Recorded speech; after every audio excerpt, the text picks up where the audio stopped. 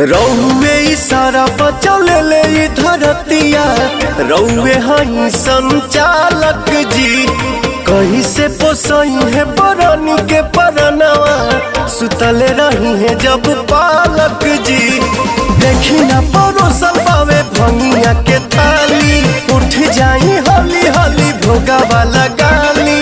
लीलहरा न लऊ के अजोड़ के मोटी में चनवा भइले ना। ए भोले बाबा खोली ना हो नया नवा, अब भी